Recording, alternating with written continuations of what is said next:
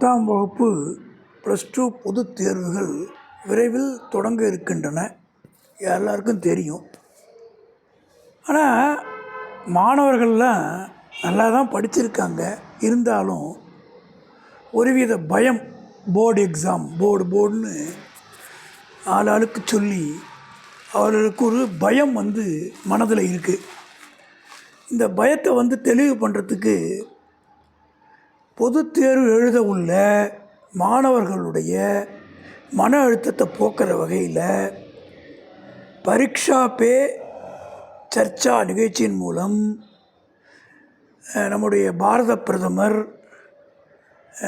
மாண்புமிகு மோடி அவர்கள் கலந்துரையாடியிருக்காங்க. மாணவ கேள்விக்கு பதில் சொல்லி அவங்கள உற்சாகப்படுத்தியிருக்காங்க. இது ஒரு நல்ல விஷயம். மாணவர்களுக்கு நாட்டிலேயே மிக உயர்ந்த நிலைமையில் இருக்க ஒருவர் ஆறுதலும் தைரியமும் சொல்லும்போது அவர்களுக்குள்ளே இருக்கக்கூடிய பயமானது விலகி மகிழ்ச்சியாக பரீட்சை எழுதுவாங்கன்னு நம்புகிறேன். வாழ்த்துக்கள். அனைத்து மாணவ மாணவிகளுக்கு என் அன்பான வாழ்த்துக்கள். அடுத்தபடியாக இன்றைய செய்தியில் பார்த்தா ரத்தான குரூப் 2 தேர்வு மார்ச் 15 நடத்தப்படும்னு ஒரு தகவல் பார்க்குறோம்.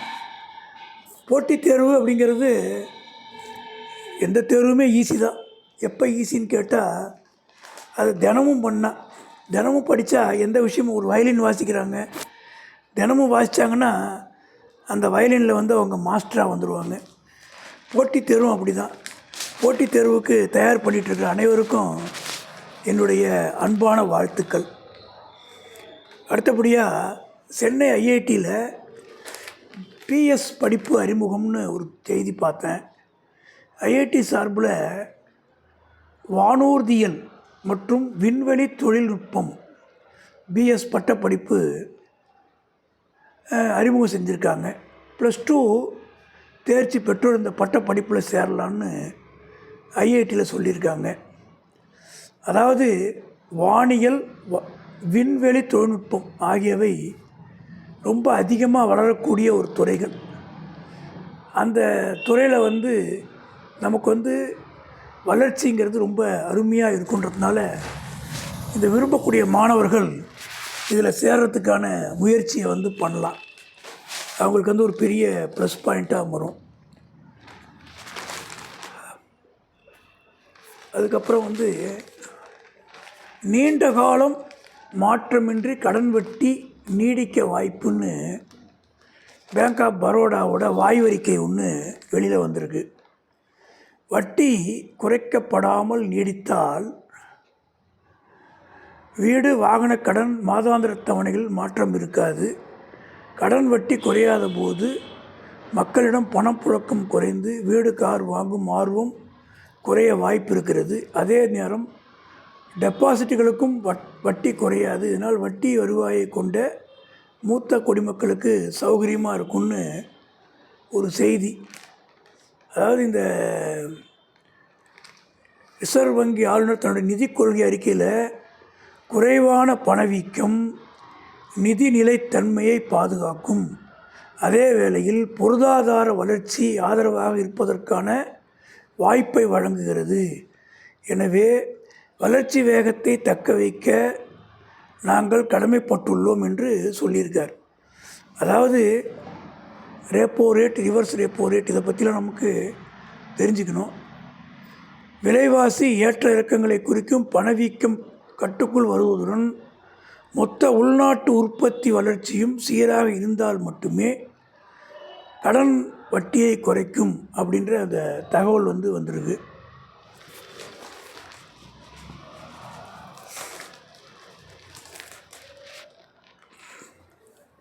போர் விமான மின்னணு பாகம் தயாரிக்க ஆர்டர். மத்திய அரசின் கீழே செயல்படக்கூடிய HAL என்ற இந்துஸ்தான் ஏரோநாட்டிக்ஸ் நிறுவனம் உற்பத்தி செய்யும் தேஜஸ் MK-1A போர் விமானத்துக்கு தேவையான எலக்ட்ரானிக்ஸ் உபகரணங்களை உபயோகிக்க மிஸ்ட்ரல் சொல்யூஷன் நிறுவனத்துக்கு ஆர்டர் கிடச்சிருக்கிறதா ஒரு தகவல் நல்லா இருக்குது. கடந்த ஆண்டு 2.8 லட்சம் டன் தேயிலை ஏற்றுமதியில் சாதனை, அற்புதம். ஏற்றுமதி எவ்வளோக்கெவ்வளோ அதிகமாகுதோ அவ்வளோக்கெவ்வளோ நாட்டுடைய வளர்ச்சி அதிகமாகுங்கிறது உறுதியான விஷயம். அதாவது நடப்பு நிதியாண்டில் 8 லட்சத்துக்கு மேல் மின்சார ஆட்டோக்கள் விற்பனையாகும் என எதிர்பார்ப்பு. தற்போது வரை கிட்டத்தட்ட 7 லட்சம் மின்சார ஆட்டோக்கள் விற்பனையாகிருக்கின்றாங்க. மின்சார ஆட்டோக்கள்லாம் அதிகமாக போகும்போது பெட்ரோல் டீசல் உபயோகப்படுத்துறது குறையறதுக்கு வாய்ப்பு நிறையா இருக்குது. ராணிப்பேட்டையில் டாடா கார் ஆலை துவங்கி வைத்தார் முதல்வர் அப்படின்னு ஒரு செய்தி. ஒரு ஆலை வந்தாலே நிறைய பேருக்கு வேலை கிடைக்கும். அந்த ஏரியா நல்லா வளர்ச்சி அடையும், மக்களுக்கு ஒரு நல்லது நடக்கும்.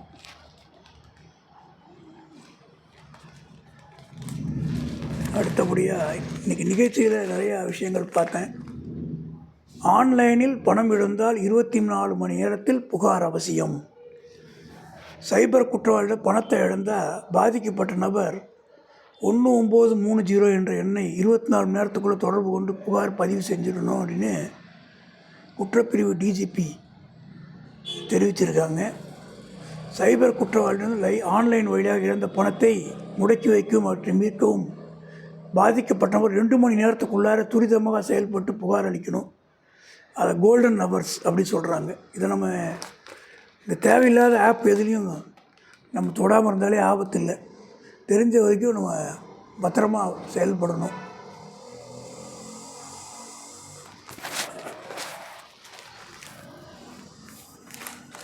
அடுத்தபடியாக விளையாட்டு செய்தியில் இந்த T20 திருவிழா போய்கிட்டு இருக்கு. அது அருமையாக நடந்துகிட்ருக்கு. சந்திராயன் 4 திட்டம் நிலவில் தரையிறங்கும் இடம் தேர்வுன்னு ஒரு அற்புதமான செய்தி. அதாவது இந்த சந்திராயன்லாம் அனுப்புறதெல்லாம் ஒரு நாட்டுடைய பெருமை, இந்தியாவுடைய பெருமை. நம்ம அதை வெற்றிகரமாக செயல்படுத்துகிறோம். உலகம் இந்தியாவை இன்றைக்கி உயர்வாக பார்க்குறதுக்கு ஒரு காரணம் விஞ்ஞான வளர்ச்சி, இந்திய மக்கள்கிட்ட இருக்கக்கூடிய எல்லையில்லாத அறிவு. இன்றைக்கி உலகத்தில் இளமையான நாடு இந்தியா, அதுலேயும் அறிவாளிகள் அதிகம் உள்ள நாடு. இப்போ சந்திராயன் 4 திட்டம் இடம் தேர்வு செஞ்சுருக்காங்க. MM4 பகுதியில் பள்ளங்கள் மற்றும் பாறைகள் போன்ற தடைகள் மிக குறைவாக உள்ளன. நிலப்பரப்பின் சராசரி சாய்வு 5 டிகிரி மட்டுமே. இது விண்கலம் நிலை தடுமாறாமல் தரையிறங்க உதவும். உயர் ரக கேமரா மூலம் எடுக்கப்பட்ட படங்களை ஆய்வு செய்வதில் இந்த பகுதி தகுந்த இடமாக இருக்குது. சந்திராயன் 4 திட்டத்துக்கு இன்னும் 2 ஆண்டுகள் உள்ள நிலையில் நிலவுடைய தென்துருவ பகுதியில் விண்கலம் தரையிறங்குவதற்கான இடத்தை இஸ்ரோ எனப்படும் இந்திய விண்வெளி ஆராய்ச்சி மையம் அடையாளம் கண்டிருக்கு. சந்திராயன் 3 திட்ட வெற்றியை தொடர்ந்து நிலவோட தென்துருவ பகுதியில் ஆய்வு மேற்கொள்ள இஸ்ரோ முடிவு செஞ்சுருக்கு. அந்த திட்டத்துக்கு சந்திராயன் 4 என பெயரிடப்பட்டுள்ளது. இது சந்திராயன் 3 மாதிரி இல்லாமல் நிலவின் மண்ணை சேகரித்து மீண்டும் பூமிக்கு கொண்டு வரும் திட்டம்.